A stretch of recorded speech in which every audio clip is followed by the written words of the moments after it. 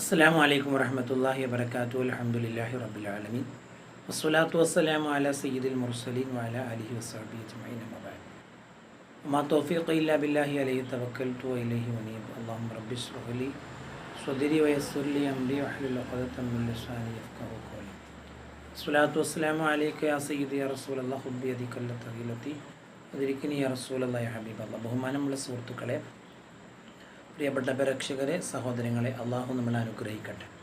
പ്രിയപ്പെട്ടവരെ, മക്കൾക്ക് ഒരു രക്ഷിതാവ് ചെയ്തു കൊടുക്കേണ്ട 4 കാര്യങ്ങളുണ്ട്. പ്രധാനപ്പെട്ട 4 കാര്യങ്ങൾ ചെയ്തു കൊടുത്തെങ്കിലേ ആ രക്ഷിതാവിൻ്റെ ബാധ്യത വീടുകയുള്ളൂ എന്ന് അബൂ ഹുറൈറ റളിയല്ലാഹു അൻഹു റിപ്പോർട്ട് ചെയ്യുന്നൊരു ഹദീസിൽ മഹാനായ ഇബ്നു ഉമർ റളിയല്ലാഹു അൻഹുമയും റിപ്പോർട്ട് ചെയ്യുന്നു. അങ്ങനത്തെ ഒരു ഹദീസിൽ നബി സല്ലല്ലാഹു അലൈഹി വസല്ലം പഠിപ്പിക്കുന്നു. നബി സല്ലല്ലാഹു അലൈഹി വസല്ലം പറഞ്ഞൊരു ഹദീസ് നോക്കൂ. മിൻ ഹഖിൽ വാലിദി അൽ വലദി, മാതാപിതാക്കൾ മക്കൾക്ക് ചെയ്തു കൊടുക്കേണ്ട 4 കാര്യങ്ങൾ. 1, നല്ല ഒരു പേര് കൊടുക്കുക. നല്ല ഒരു പേരിടുക എന്നുള്ളത് രക്ഷിതാവിൻ്റെ ബാധ്യതയാണ്. അപ്പോൾ നോക്കൂ, നിങ്ങൾ എത്രത്തോളം സുന്ദരമായൊരു ആശയമാണ്. മക്കൾക്ക് ഒരു മോശപ്പെട്ട പേരിടാൻ പാടില്ല, നല്ല പേര് കൊടുക്കണം.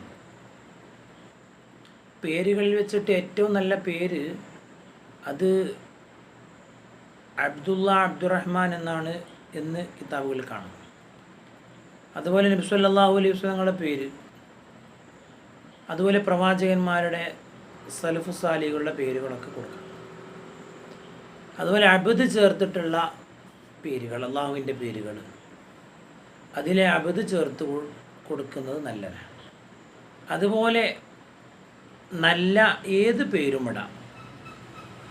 ആണിന് ആണിൻ്റേതായൊരു പേര്, പെണ്ണിന് പെൺകുട്ടിക്ക് പെൺകുട്ടിയുടേതായൊരു പേര്. ഈ പേര് കൊടുക്കുന്ന ഉത്തരവാദിത്വം അത് രക്ഷിതാവിനാണ്.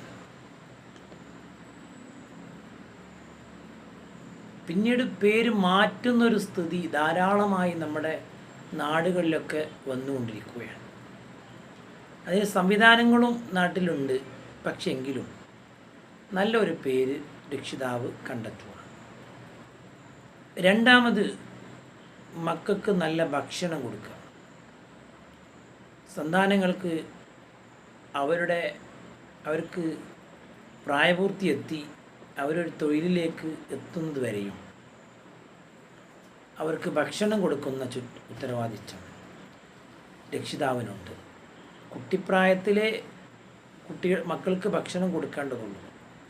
പ്രായപൂർത്തി എത്തിക്കഴിഞ്ഞ് അവർക്കൊരു സ്വയം തൊഴിലിൻ്റെ ഒരവസ്ഥയിൽ അവരെത്തിക്കഴിഞ്ഞാൽ പിന്നീട് കൊടുക്കേണ്ടതില്ല എന്നുള്ളതാണ് ഫിഖ് പഠിപ്പിക്കുന്നത്. മൂന്നാമത്തെ ഒരു കാര്യം, ദീനിയായ കാര്യങ്ങൾ പഠിപ്പിച്ചു കൊടുക്കണം. ഭക്ഷണം കൊടുക്കുക എന്നുള്ളത് ഹലാലായ ഭക്ഷണമേ കൊടുക്കാവൂ. മക്കൾക്ക് ഹറാമായ ഭക്ഷണം കൊടുത്താൽ ആ രക്ഷിതാവ് കുറ്റക്കാരനാണെന്ന് പ്രത്യേകം നമ്മൾ പറയേണ്ടതില്ലല്ലോ. മാ നബത്ത മിനൽ ഹറാമി അന്നാറു ഔലാ ബിഹി എന്ന് പരിശുദ്ധ റസൂലുള്ളാഹി സ്വല്ലല്ലാഹു അലൈഹി വസല്ലം പഠിപ്പിച്ചിട്ടുണ്ട്.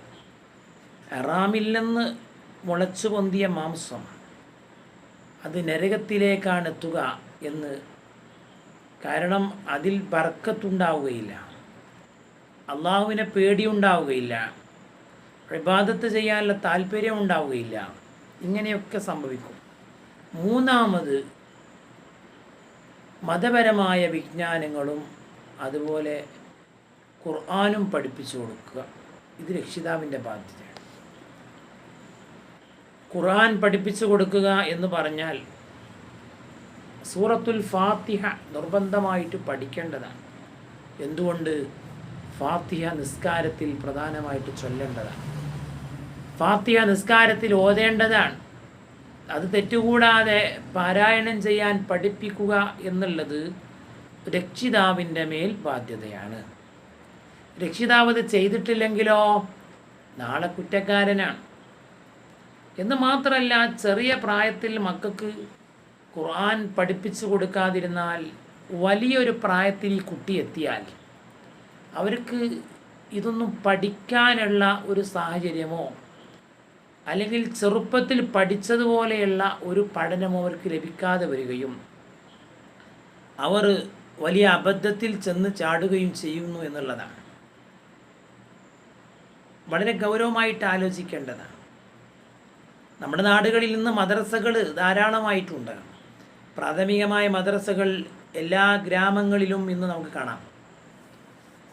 അതെന്തുകൊണ്ടുണ്ടായി എന്ന് ചോദിച്ചാൽ നമ്മുടെ കൂട്ടായ്മ, നമ്മുടെ ഉലമായിൻ്റെയും ഒറായിൻ്റെയും ഒക്കെ കൂട്ടായ്മയും നമ്മുടെ പിന്തുണയും നമ്മുടെ സഹായ സഹകരണങ്ങളും കൊണ്ടും ഉണ്ടായപ്പോൾ നമുക്ക് ഒരളവോളം വലിയൊരു തെറ്റിൽ നമുക്ക് രക്ഷപ്പെടാൻ സാധിച്ചു എന്നുള്ളതാണ്. കാരണം നമ്മളെ മക്കളെ ഖുർആൻ പഠിപ്പിക്കേണ്ടത് നമ്മുടെ ബാധ്യതയാണ്, നാട്ടുകാരുടെ ബാധ്യത അല്ലേ അത്.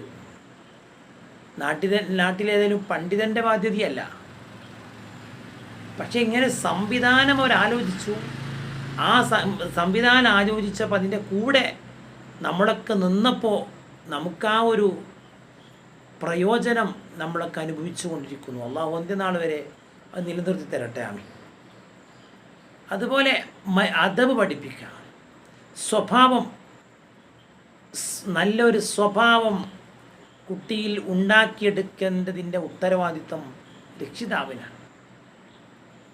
ഇത് വളരെ ഗൗരവമായിട്ട് നമ്മൾ മനസ്സിലാക്കേണ്ടതാണ്.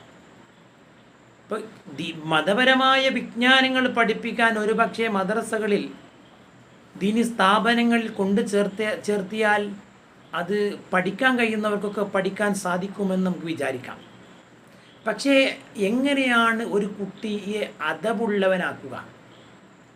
അവിടെയാണ് അടിവരയിട്ട് മനസ്സിലാക്കേണ്ടത്. കുട്ടി അദബുള്ളവനാവണമെങ്കിൽ മാതാവും പിതാവും അദബുള്ളവരായിരിക്കണം, അഥവാ സ്വഭാവമുള്ളവരായിരിക്കണം. മാതാവും പിതാവും നല്ല സ്വഭാവികളാണോ, മക്കളിൽ ആ സ്വഭാവം അത് ശരിക്കും കാണും.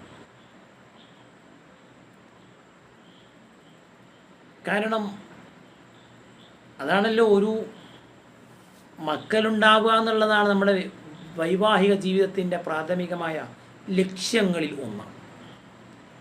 ഭാര്യ ഭർത്താക്കളുടെ ശാരീരിക ബന്ധത്തിൻ്റെ ആദ്യത്തിലുള്ള ദുആ അതാണല്ലോ. പിശാചിനെ തട്ടിമാറ്റാനുള്ള ഒരു ദുആയാണ്. എന്തുകൊണ്ട്?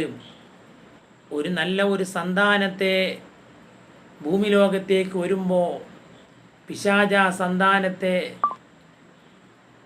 വഴിപിഴപ്പിക്കാതിരിക്കട്ടെ എന്നുള്ളതാണ് നമ്മുടെ പ്രാർത്ഥന. അപ്പോൾ ഒരു മാതാവിൻ്റെയും ഒരു ദമ്പതിമാരുടെ ചിന്തയും ആശയവും അവർക്ക് നല്ല ഒരു സ്വാലിയായൊരു മകളെ ലഭിക്കുക എന്നുള്ളതാണ് അവരുടെ ശാരീരികമായ ബന്ധത്തിലൂടെ അവർ ഉദ്ദേശിക്കേണ്ടത്. റബ്ബനാ ഹബ് ലനാ മിൻ അസ്വാജിനാ വ ദുർരിയ്യാതിനാ ഖുറത്ത അഅ്യുനിൻ വജ്അൽനാ ലിൽ മുത്തഖീന ഇമാമ. അതൊരു സുന്ദരമായൊരു ദുആയാണ്.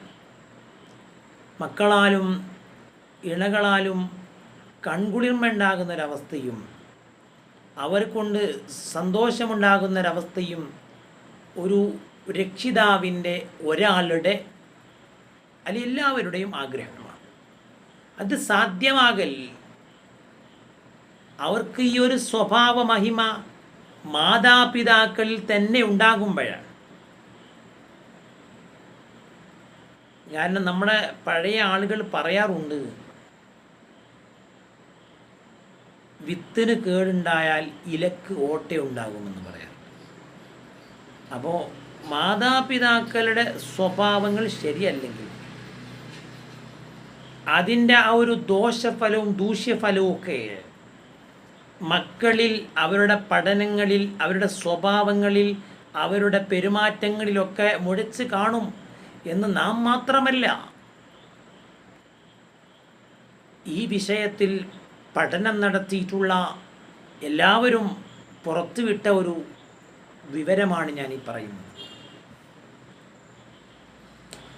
അതുകൊണ്ട് തന്നെ അതിൽ നമ്മുടെ മക്കളുടെ ഭക്ഷണം സ്വാധീനിക്കുന്നുണ്ട്, മാതാപിതാക്കളുടെ സ്വഭാവങ്ങൾ സ്വാധീനിക്കുന്നുണ്ട്, എന്തിനേറെ പറയുന്നു, ഗർഭിണിയാകുമ്പോൾ മാതാവിൻ്റെ ചില പെരുമാറ്റങ്ങൾ വരെ ഗർഭസ്ഥ ശിശുവിനെ സ്വാധീനിക്കുന്നു എന്നുള്ളത് കണ്ടെത്തപ്പെട്ട ഒരു കാര്യമാണ്. മാതാവ് മുലപ്പാൽ കൊടുക്കുമ്പോൾ ആ കുട്ടിയുടെ മുഖത്തേക്ക് നോക്കി കൊടുക്കുകയും ബിസ്മി കൊണ്ട് തുടങ്ങുകയും ചെയ്യണം എന്ന് വരെ മഹാന്മാർ രേഖപ്പെടുത്തിയത് കുട്ടിയുടെ നന്മ ലക്ഷ്യം വെച്ചുകൊണ്ടാണ്. അല്ലെങ്കിൽ ആ ചെറിയ ഒരു കുട്ടിയുടെ മനസ്സിനെ സ്വാധീനിക്കാനുള്ള ആ നിഷ്കളങ്ക മനസ്സിലേക്ക് നന്മകളെ വർഷിച്ചു കൊടുക്കാനുള്ള ഒരു വഴി കൂടിയാണത് എന്ന് മനസ്സിലാക്കണം. നാലാമത്തെ ഒരു കാര്യം,